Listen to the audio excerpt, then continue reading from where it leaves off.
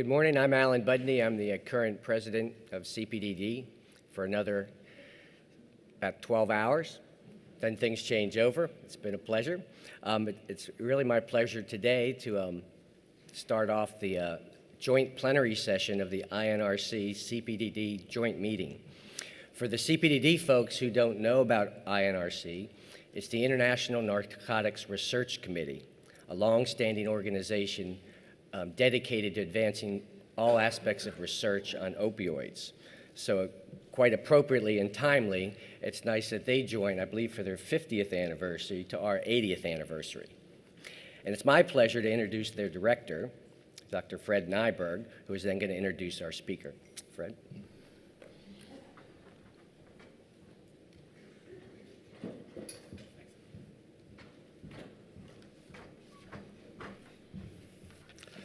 Thanks, Alan. Good morning, dear college, ladies and gentlemen. It's a pleasure for me to welcome you to the 49th annual INRC meeting here in San Diego, a very nice spot. And having said, and this meeting is chaired by Larry Toll, who will will step up on this position after a couple of days. So I also have still some days as a president for the INRC. And as he mentioned, next year we will have the 50-year anniversary of INRC, just in central New York. Don't forget that. I think you should save that date, because this will be some very exceptional things. So having said that, I think it's my pleasure to introduce the lecture speaker today, and this is Nora Volkow. And Nora Volkow, I think all of you know Nora. Her contribution in this addiction field have affected so many areas in the global perspective, not only in Sweden, but in Sweden we are very thankful for your contribution. It has meant a lot for the Swedish policymakers, for the government, for the researchers. So this, I think, will and hope will continue. But you what you produce is very important, absolutely, for many other countries. And today, we very much look forward to listen to you. You will talk about drug abuse addiction research, progress, priority, challenges. Nora, please. Thank you.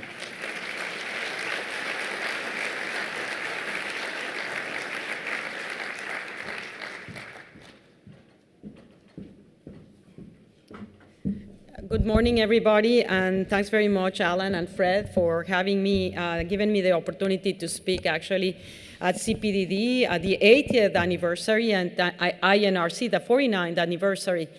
Today, first of all, I want to make a clarification that actually the work and the knowledge that comes out of NIDA is not the work that I do, but it's the work that all of the people out here are responsible for doing, and they deserve the credit.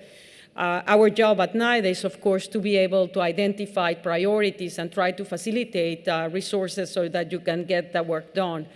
And then also to ensure that that work is actually have an impact in shaping policy or in helping develop new treatments. And today my presentation is going to be slightly different from what I've been doing on the past year, where I give you an update of some of the most important scientific advances. I can never resist myself to put some of them out there. But my purpose today is actually to make you aware that we are going to have significant amount of resources for scientific pursuit of knowledge that can help us address the opioid crisis. And we're going to need to move at it relatively rapidly. So this is something that I would welcome you to actually take advantage of, because this is an incredible opportunity for us in the field. So what are the changes that have happened at NIDA? I do want to comment two of them because they are very notable. One of them, we finally have a director for the Division of Therapeutics and Medical Consequences, and it's my pleasure to introduce to you to Dr. Kurt Rasmussen, who many of you may know because of his prior work at Lilly Pharmaceutical, but his own work in terms of research on addiction. And he's sitting someplace over there because the light is over there, I cannot see him, and he can raise his arm over there. And so if you have not met him, I basically invite you to come and introduce yourselves. And then the other important hire that we got is Dr. Redonna Chandler, who's going to be in charge of the AIDS research program. And Redonna had been at NIDA for many years in the Division of Epidemiology Services and Prevention Research. And now she is in charge of our HIV portfolio that, as you know, is approximately close to 1/3 of our budget. So those are main changes in leadership. Now, the budget is actually, you're going to see it different from the past few years, where we have seen some incremental decreases, reductions, or some incremental slight increases. And this year, you can see for 2018, $250 million extra that were allocated by Congress in order to help fight the opioid crisis. In addition, they allocated $250 million to NINDS to also help address the opioid crisis. In turns, the NINDS predominantly focusing on the aspects that relate to better treatments for pain, whereas the resources that are allocated for NIDA are going to be allocated more towards understanding opioid use disorder, preventing it, treating it, and preventing overdoses. This leads, of course, to a significant increase from 2017 to 2018 on our budgets, even though our AIDS budgets have been going progressively slowly down, and that reflects the changing priorities of NIH as it relates to HIV research, but also to the fact that the increments that are happening to the NIH overall are not being reflected in equivalent increments in the amount of money spent for AIDS research. So at the same time that we have the opioid crisis, we cannot keep our eyes off the other pattern of changes that are happening in our country as it relates to drugs of abuse. And I've been presenting this slide, I think, for the four years in a row, because it actually shows very clearly a shift in the way that teenagers are getting exposed to drugs. And as you know, the most frequently used drugs among teenagers are alcohol, tobacco, and cannabis. And whereas in the case of tobacco, we've done significant decreases in reducing the prevalence of cigarette smoking, to the extent that approximately for this indicator, which is past month of cigarette use, we have close to 10% or less of teenagers smoking, whereas it was close to 40% at the late 90s. Alcohol, though not as dramatically reduced as that of cigarette, has also been going down in teenagers, which is also very important, this reduction that we're seeing in the illegal drugs, because they are associated with significant amount of morbidity and mortality. In turn, we are seeing that now there are more teenagers that smoke cannabis, that they smoke cigarette, and that has been happening for the past 1, 2, 3, 4, 5, 6 years.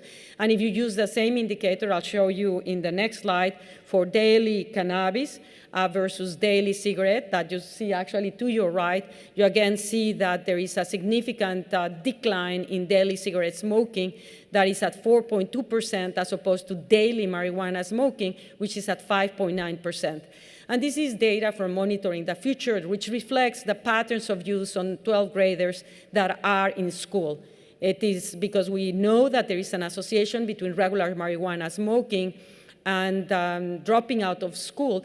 It is also evident that the prevalence may be slightly higher among teenagers in general, since many of them may not be at school where we're making this survey. To the left, it shows the daily numbers for regular marijuana use in marijuana, 0.8% in the 8, 2.9 in 10th, and 5.9% of 12th grade. And if you think about it, 5.9% on daily use of marijuana among 12th graders actually is a very high number, considering that actually this is likely to be the pattern of use that's associated with the most adverse consequences.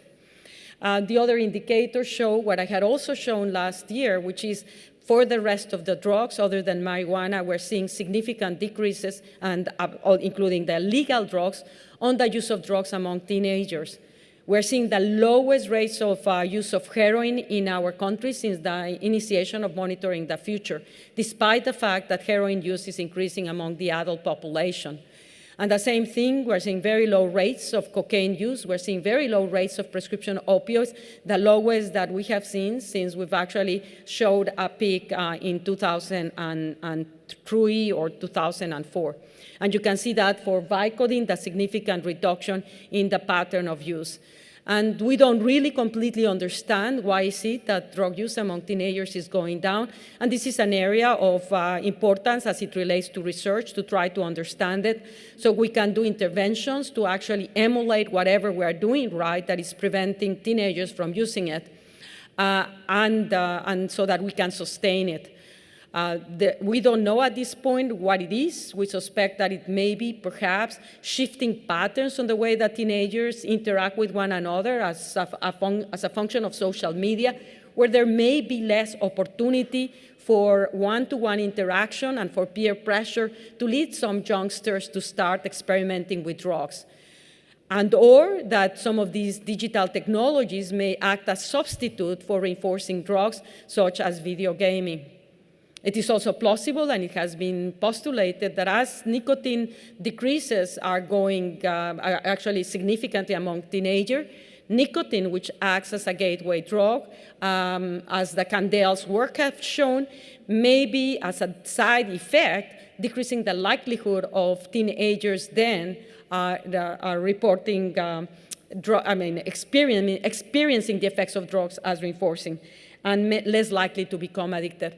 All of these are pure speculations, and that's why, again, it is important that we look into this, since this is a very relevant factor of our current landscape in the country and elsewhere.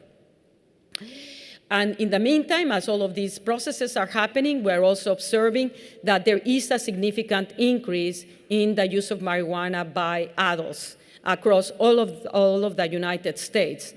And this is actually reflecting a significant uptake of the drug in the transition from teenagers into young adulthood. And it's also interesting because the same thing is true for opioids. We're seeing the lowest rates of heroin use among teenagers we've ever seen, but then we're seeing extremely high rates among individuals that are 18 to 28 years of age. So we are becoming aware that that period of transition from high school into college may be one of increased risk for substance use, experimentation, and addiction, highlighting the importance of focusing on prevention interventions for this particular stage in life, which is not something that we have typically focused on, since we typically focus, very well justified, in terms on children and adolescents. It's clear that interventions that are targeted towards that transition to minimize exposure to these drugs and further abuse of them is an important aspect that we need to actually develop. When it comes to marijuana, we're also very concerned about the fact that even though drugs, legal and illegal, are going down among teenagers, we're not seeing that for marijuana. And there's always a concern about the fact that drugs are likely to be more harmful when consumed during adolescence than during adulthood. And as you know, that was one of the factors that prompted us to actually conceive of on the one hand, the ABCD study, but also to identify the research on cannabis as one of the priorities. So as part of our council, we had a group led by John Carnavale to actually look into what aspects of cannabis research should be a priority at NIDA as we face significant changes in the pattern of consumption as a result of policies across the United States to either legalize medical marijuana or to legalize recreational marijuana.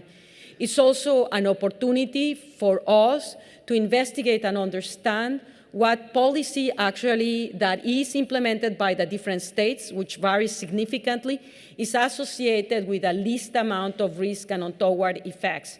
So that, again, we can learn from them, and if there is legalization, whether we like it or not, there is a plan forward of policy strategies that are likely to minimize adverse effects. And so there were many, many recommendations, and I'm listing them over there. I don't want to read them all because it will take a long time, but suffice it to say that we are prioritizing, number one, the importance of being able to develop a standardized dose of cannabis so that we can determine the severity of consumption, that we develop biomarkers to actually determine when someone is intoxicated with cannabis, which has been very difficult to do as it relates to measuring cannabis and its metabolites in plasma or in urine. But on the other hand, we can take advantage of other technologies such as digital or cognitive type of assessments that can enable us to determine if someone is intoxicated. Priority also is going to be given to research that relates to investigating, as I mentioned before, what policy strategies are associated with the least amount of risk and which ones are associated with the worst outcomes, as well as understand the epidemiology of cannabis use in this country. We don't really understand, nor do we know, what percentage of individuals are actually consuming cannabis for medical purposes, for which conditions, and what are the outcomes. And what is the pattern of that consumption? Is it being used therapeutically instead of already approved medications for which there is evidence? Or is it used in combination with these medications? And as you know, there's also specific interest in terms of the potential use of cannabis with all of its ingredients for the treatment of pain, and to the extent that it's used as an analgesic may help curtail the use of high doses of opioids. So we are very aware we're amidst of the opioid crisis, yet at the same time we recognize that the changes that are occurring in our country as it relates to the pattern of policy changes that is leading to higher exposure to cannabis, as well as cannabis with a higher content of 9-THC, makes it imperative that we understand its consequences. And in particular, we are prioritizing studies that are targeted towards providing with information about the effects of exposure to cannabis during adolescence in the human brain. And as you know, we launched the ABCD project. Adolescent Brain Cognitive Development is a 10-year prospective study that will follow up 10,000 children as they transition into adulthood, in which we are going to be obtaining brain imaging every 2 years with in-depth phenotypic characterization and monitoring of multiple behaviors. This study is done in partnership with the Alcohol Institute because it will also allow to understand whether how alcohol by itself or in combination with other drugs influences the human brain. And with the National Cancer Institute, which is very much interested on policy research that relates to tobacco. It is, the sample size is estimated to be able to provide us with sufficient power to understand the variability in the responses between individuals to the effects of drugs during adolescence, and to understand also the normal variability in terms of individual brain developmental trajectories and how these in turn also are associated with mental illness. So NIMH, NINDS, are NICHD, the Office of Science and Behavioral Health, the Office of Minority Health. All of these are institutes and centers that are collaborating with us, in addition with the CDC and the Department of Justice. And this is where we are. As of now, we've actually recruited 9,546 individuals. That was May 29, so I'm sure that we are now very close to 10,000. So one of the things that we are going to be doing is, this is an open access data, and we want researchers to take advantage of it. There has never been a data set, and it's already released. The first release of the data was done a couple of months ago, and we want researchers to be able to take advantage of it and analyze it. And so there's already studies that are ongoing and papers being written that are identifying very interesting patterns just from 1 year of data collection. But it is imperative that as many scientists as possible are able to take advantage of it. So we are putting in a funding opportunity announcement for a workshop on the use of the ABCD data to facilitate researchers that are not familiar to how to explore these data sets to be able to take advantage of this opportunity. So I encourage you to go and speak with your postdocs or your researchers and see if they are interested on learning about it and actually try to take advantage of it. This is why we are doing it. So we have a database that can be exploited. And with that, let me then jump into the opioid crisis, because this is where I want to spend the rest of my time. This is where we are, and you see this is exactly these 17 years between 1999 and 2016, where we're seeing basically a fourfold increase in mortality associated with opioid overdoses is what has led the country to realize that we cannot continue doing things the way that we have been doing it. And that reflects not continue to do things the way that we have been doing it in two planes. One of them is this crisis was initiated by the overprescription of opioid medications with good intentions to treat pain, but with the overconfidence that opioid medications would be safe on patients in terms of if they had pain, they wouldn't believe that they would not become addicted, and with the overconfidence that you could raise the doses since the patients would be tolerant and therefore would be no associated negative effects. Where both of those assumptions were wrong, and now we know that patients that are given opioids with pain can become addicted to their opioid medications. And we also know that a significant number of individuals that are being treated with pain, for their pain with opioid medications, with doses particularly over 100 morphine milligram equivalents, are at a significant risk of actually overdosing. And therefore, actually, the other aspect that we're becoming very clear is that opioid medications are not very effective in the treatment of chronic pain, and thus highlighting the need of alternative strategies. And the other side that we become aware that we can no longer ignore is we can no longer ignore substance use disorders. We can no longer ignore addiction as if that were something that is not of interest to the healthcare system.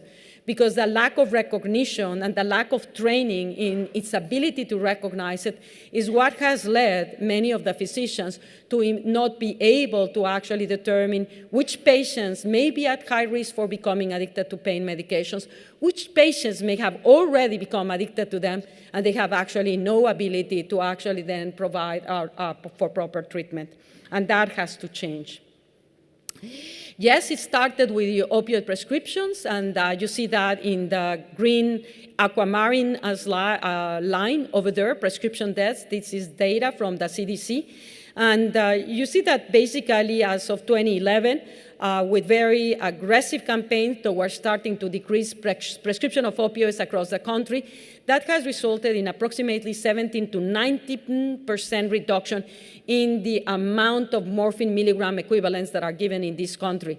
It's still significantly higher than most of the rest of the world, and also a very large number of patients continue to receive these medications. So we are still overprescribing. But certainly it seems like we've sort of somehow plateaued, though we have not been able to bring it down, the number of overdoses that are due to prescription opioids. But then the epidemic has shifted. And it first shifted with heroin, where you see the blue skyline coming up in 2011 upward from many years mortality on heroin at 2,000 per year, now basically surpassing 15,000 in 2016. So it's a sevenfold increase in mortality from heroin that reflects three facts. Number one, as people that have become addicted to prescription opioids have difficulty on getting those drugs, they shift to heroin, which is actually much more widely available and less expensive. So number two factor that accounts for the increase in heroin is the amount of heroin that has entered into the country has significantly increased starting at the beginning of 2000, and we basically were not really very much aware of it. And number three, the purity of that heroin has increased enormously. And as a result of that, the higher risk of mortality when people use heroin. And then in the process, we are starting to see the emergence of fentanyl. And fentanyl, which is a synthetic opioid with a significantly higher affinity for the mu-opioid receptor than that of heroin, at least 50 times, and that's for the classical fentanyl. There are synthetic analogs, the most notable of which is carfentanil, which is believed to have between 500 and 5,000 higher affinity and higher potency than that of heroin, has started to actually infiltrate the black market in our country. This is fentanyl and synthetic analogs. Is not a medical fentanyl. It's fentanyl that is synthesized, presumably in China, it is believed, and it's smuggled into the country predominantly through the mail, which has made it extremely difficult to actually identify. And so the entry of fentanyl into our country has posed multiple challenges as it relates to the one hand to be able to detect its entrance, and number two, to address its nefarious consequences. Because the high potency of this drug, which is frequently mixed to lace heroin, is associated with an extremely high rate of mortality. Not to say when other synthetic analogs of fentanyl with even higher potency are used to lace with heroin.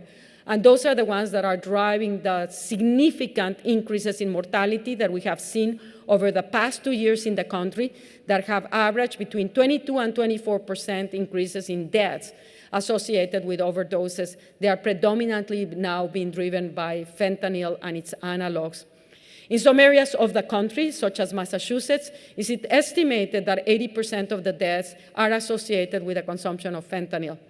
And for us as a field, it poses the challenge, on the one hand, to recognize that what the first responders are reporting, that people that overdose on fentanyl and its analogs are actually much harder to reverse from an overdose than those that may have overdosed on heroin and or prescription opioids. So the challenge for us is what alternative strategies we need to develop.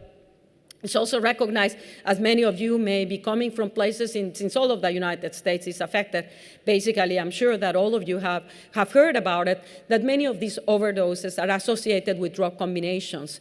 So drug combinations appear to be more the rule that the rare case, and drug combinations can come from basically combining opioids with benzodiazepines, opioids with alcohol, on combining different types of opioids.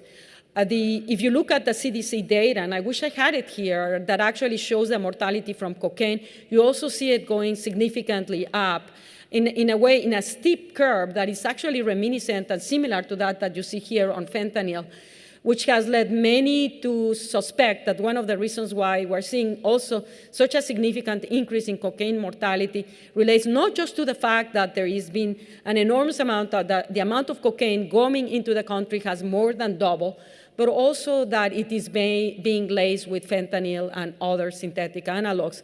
Similarly, it has been postulated and that fentanyl is being used to lace other drugs such as marijuana, cannabis, or prescription opioids that come from the black market.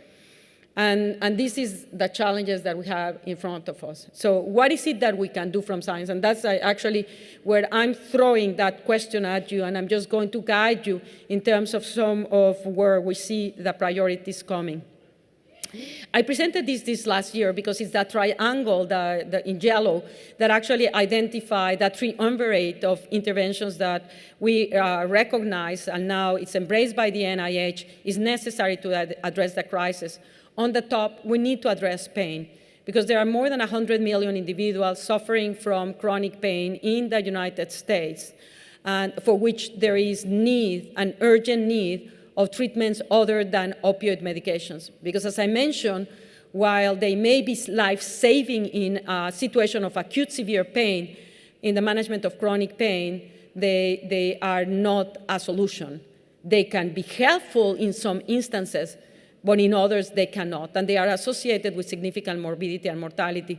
So we need to reinvigorate the field such that there is knowledge that can be translated in alternative pain interventions and to test them.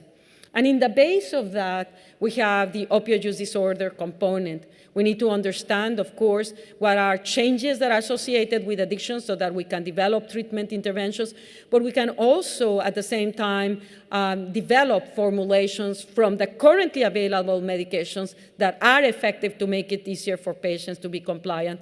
And with the access to fentanyl and synthetic opioids and with the drug combinations, it's also clear that we need to actually develop other drugs apart from naloxone itself, which has been, we are very lucky to have such an antagonist that is basically in most instances, if the liver promptly and at high dose can revert most of the overdoses, that now this has become a challenge.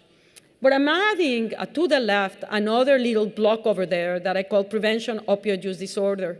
Because in the past, we were basically addressing prevention of opioid use disorders as developing strategies that will prevent the overprescription of opioid medications, that will prevent their diversion on the one hand of these medications that can then be abused for their rewarding effects, but can also prevent patients that have pain to become addicted to their medication. It is clear that now there are significantly higher number of individuals becoming addicted through heroin without having passed to prescription opioids. And that again highlights the importance of prevention research in order to actually address the crisis as we're facing it now with heroin and synthetic opioids. As we look at it, and I basically stated it based on the epidemiology that we're currently having of these drugs, we need to also recognize that we need prevention strategies too, towards that transition from adolescence to young adulthood, which is actually where we're seeing a significant uptake of the first-time experimentation with heroin and synthetic opioids. I'm basically, for the aspect of pain, I'm going to actually use that, my only slide, to highlight science and the excitement of science, because it also demonstrates the importance of basic science, because it actually can lead us to understanding that ultimately can be transformative in the solutions that it guides us towards. And I'm showing you two studies because actually they address one of the big challenges, both of them, that we have been going after in the development of opioid medications that may have less side effects. Last year, I presented the understanding of bias agonism as a strategy that can be used to develop opioid agonist medications that may have less side effects, specifically less respiratory depression, and therefore be more safer than current opioid analgesics. In this case, these are two different examples. One of them is the work from Stanford by Stover et al. That was recently published, in which they evaluate the differences on the behavior of the ligands that are artificial, like morphine, and versus those that are endogenous peptides, in terms of how that receptor internalizes once it's bind to the whether the drug or the peptide binds to the receptor. When it is a drug, we basically observe that there is an immediate internalization of the receptor with the drug into the Golgi apparatus. This does not happen when it is a peptide, and it takes significantly longer amount of time for that internalization to occur.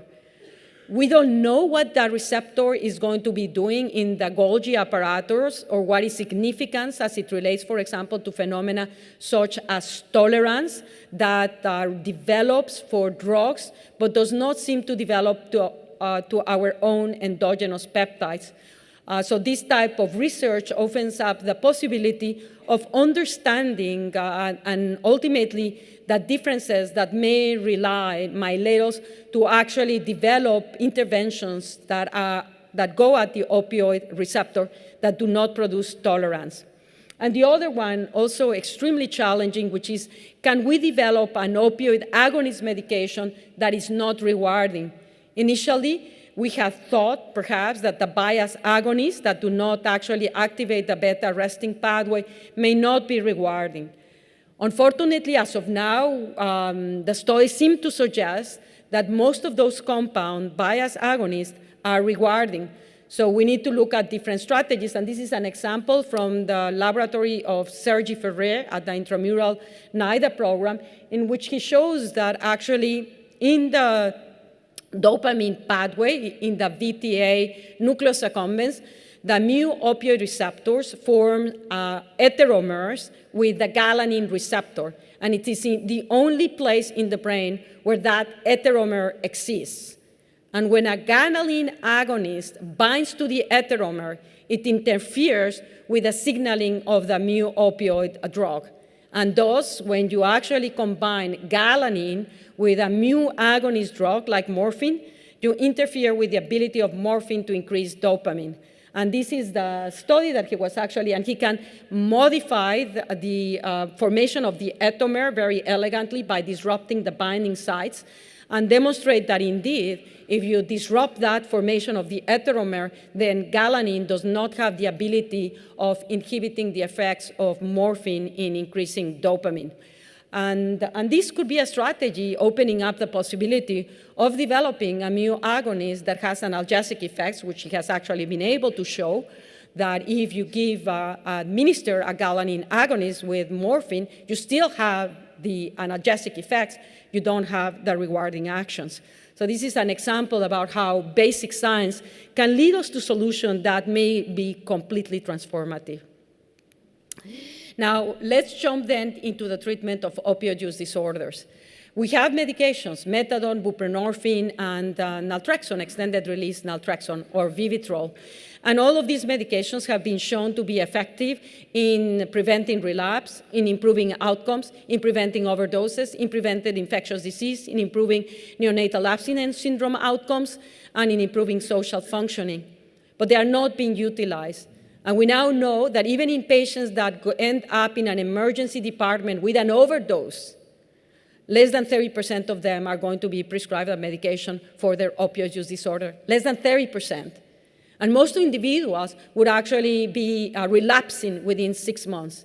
And that's why the cascade of care that was initially put forward by Ed Nunes in trying to get an estimate of where we were as we identified the different steps that we need to take in order to provide for proper treatment of those individuals that have an opioid use disorder, where we are now in the country.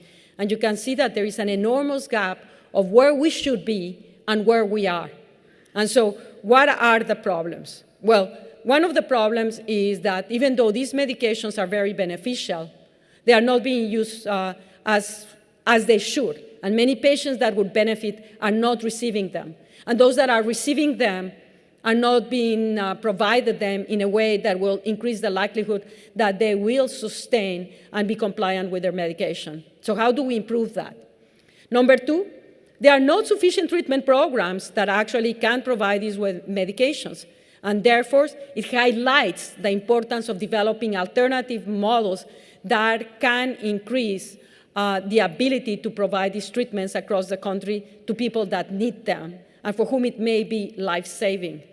And third, it is also clear that while these medications are very effective, and even though we have 50% relapse at 6 months, if you do not receive these medications, multiple studies have looked at this with respect to your risk of death. If you don't receive these medications versus when you receive them, the chances of dying are 3 to 4-fold higher. So this is clearly as large an effect size as any other medical treatment that we have currently out there.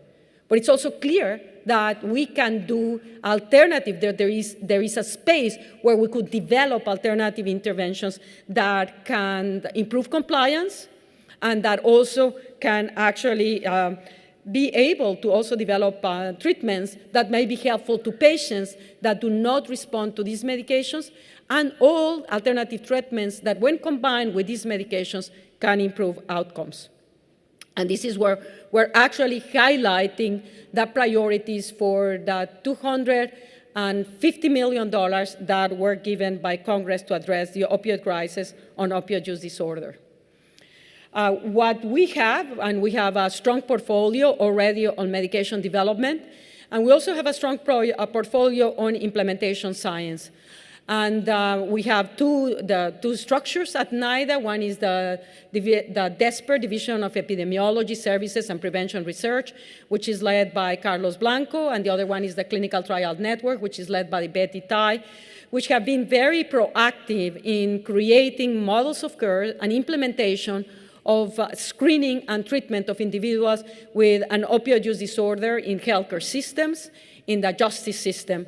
And here you have two examples that clearly illustrate that these models can provide with treatment that is equivalent in terms of benefit to that what we observe in specialty treatment. So this is in the collaborative care for opioid and alcohol use disorder in primary care, where you see similar outcomes, abstinence from any drug in the past month, or abstinence of opioids or alcohol in the past month, significantly lower relapse rate among individuals that are receiving buprenorphine on their primary health care. And the study to the right demonstrates how an intervention, this is Rhode Island, in which they actually provided buprenorphine treatment in jails and prisons across the whole state, led to a 60% decrease in mortality for 1 year in those individuals upon release.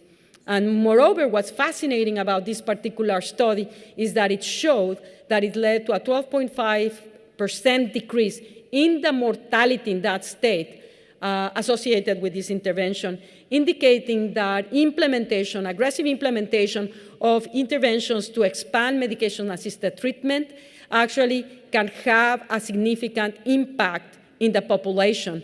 Similar results have come out of England, where they've also shown a significant reduction in the mortality, and we need also to look out internationally to recognize that France, by implementing a very aggressive treatment with buprenorphine, was able to dramatically reduce overdose deaths from heroin.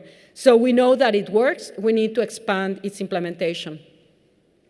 We also, in the process, have new formulations. One of them, the formulation that was developed by Indivior, which was already approved by the FDA in November, at the end of November, will provide 1 month delivery of buprenorphine at significantly high concentrations in plasma to sustain basically abstinence, and will make it much easier for a patient to comply with their medication. They don't have to be taking the medication daily or every other day. It would also make it much easier for physicians and for nurse practitioners, if they are the ones that are following these patients, to ensure that these patients are properly taking their medication. The other product, which is actually currently being evaluated by the FDA, is a product by Braeburn. It's actually 2 products. One of them, 1 week extended release formulation of buprenorphine, and the other one is 1 month extended release formulation. This type of formulations, for example, will make it much easier to bring buprenorphine into the healthcare system.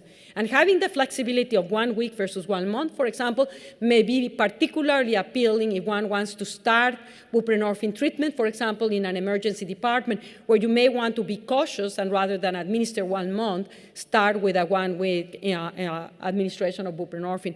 Hopefully, this product will be approved in the next few months. We also, you may have heard recently, and again, this was a study that we partnered with a pharmaceutical to develop lofexidine for the first time indication for a medication that will be used to help address withdrawal symptoms in patients suffering from an opioid use disorder. So we now have a tool that can help us, not just in terms of the detoxification of individuals suffering from a withdrawal, but also those that may be reversed from an overdose with naloxone may be able to be helped, and in the process minimize the chances that may actually go out there to take opioids in order to overcome the severity of the withdrawal symptoms. It also behooves us to do that research to determine how we can use lofexidine to accelerate the rate at which we can induce a patient into buprenorphine, the rate at which we can induce a patient into extended release naltrexone, and to do research to the extent that combining lofexidine with buprenorphine or with methadone or with Vivitrol can help actually improve compliance. This is, again, one of the aspects of where we are interested of being able to provide this evidence so that then others can learn from it and we can improve the outcomes on patients being treated with medication-assisted treatment. Another very notable advancement is for many, many years, we have struggled with the challenges imposed by having to demonstrate that a particular medication is able to produce abstinence for a significant amount of time. And that is measured by clean urines for a certain period of time. That's very, very difficult to achieve, and it may have led to not recognizing the value of treatment interventions that, while they may have decreased the consumption of opioids, may have not completely inhibited the taking of these medications. And this is important now to consider that if you do have a medication that can help you decrease the amount of opioids you take, that may be an intervention that is very effective on preventing overdoses. Because after all, overdoses are associated with the consumption of high quantities of opioids. And now the Food and Drug Administration has explicitly stated, Scott Gottlieb has said, that they are interested on looking at alternative outcomes as acceptable for the development of medications for opioid use disorders. And this is a game changer. So it behooves us for us to do that research, to document, for example, that a medication that while it may still produce positive urines, actually decreases overdoses. Or to get a medication that even though it produces positive urines, may actually decrease withdrawal or craving or dysphoria or insomnia in the patients.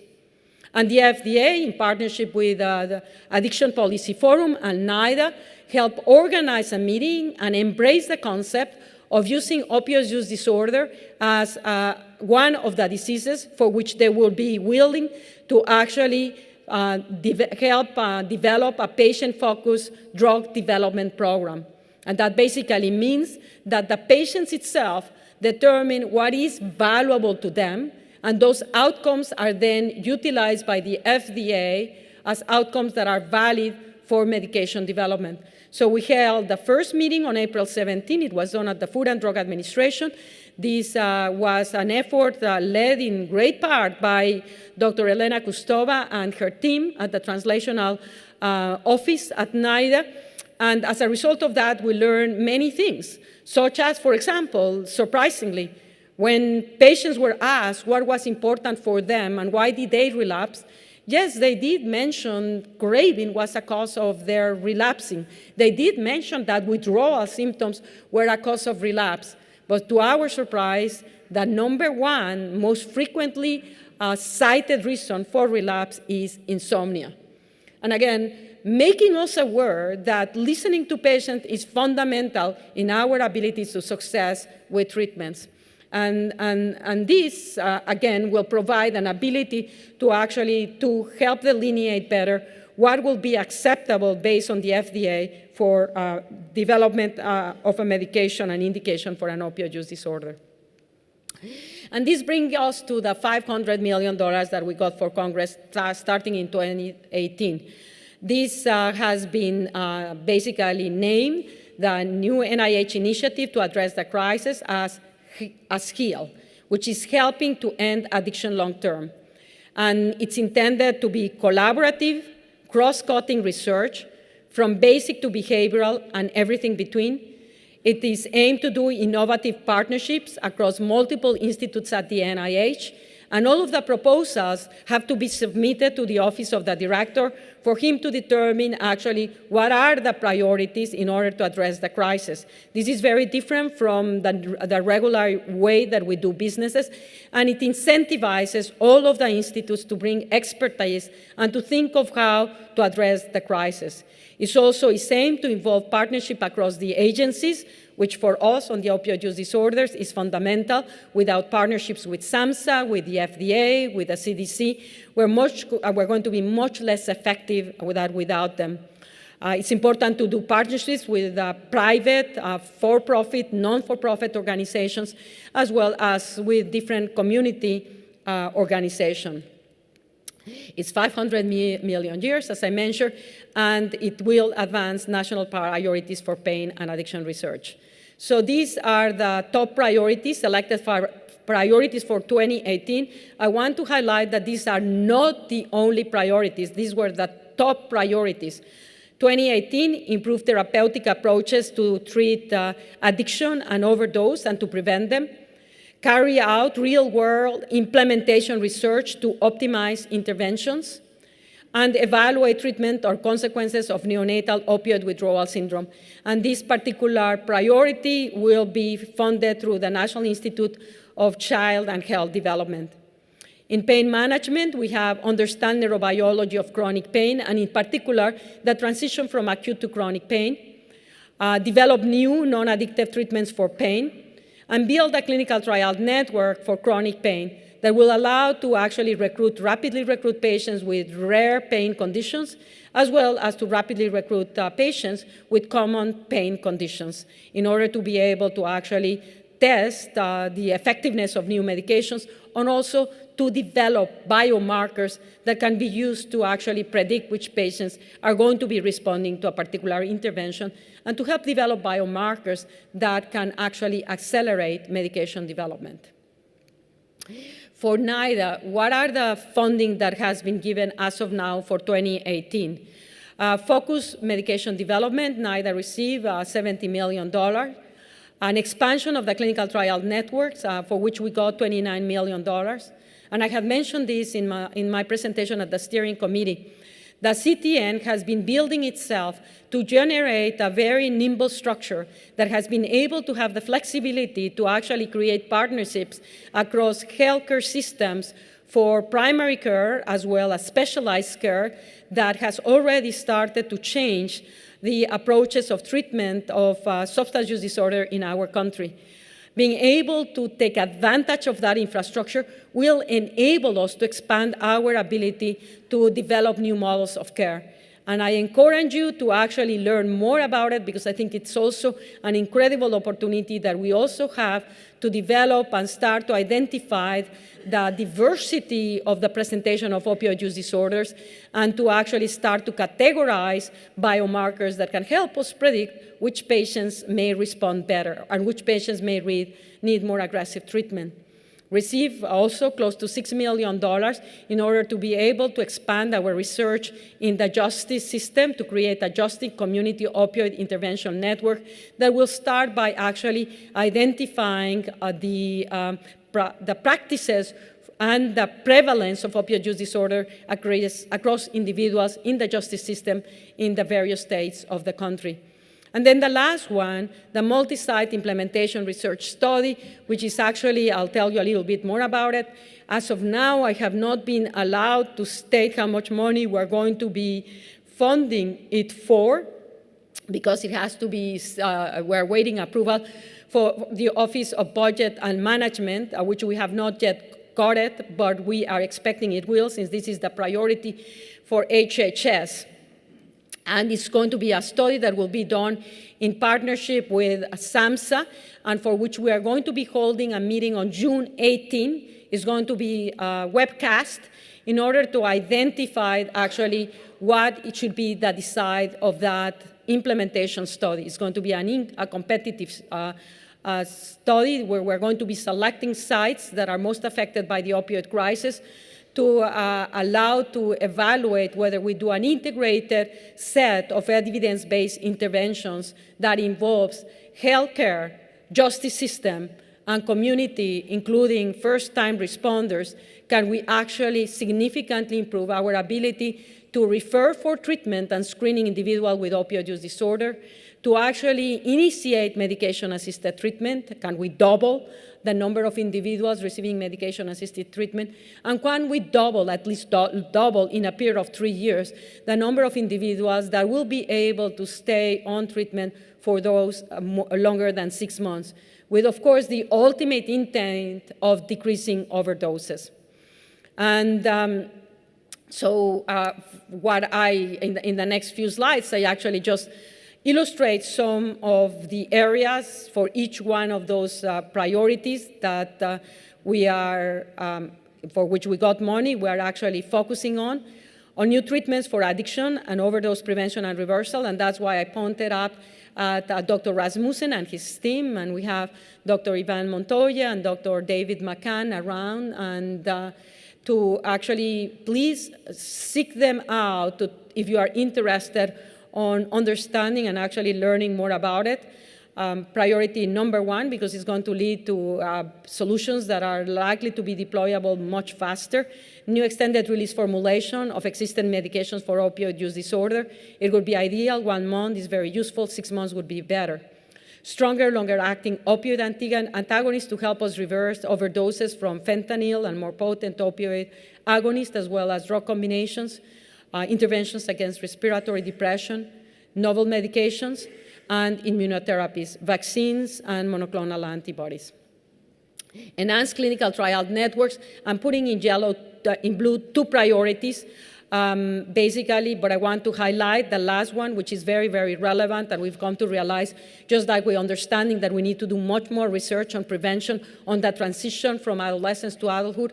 We need to do research on interventions of how to treat someone that is starting to misuse opioids, because referring them for treatment of buprenorphine or methadone or naltrexone is not appropriate, and yet we have no evidence of what intervention would be the most likely to lead to success.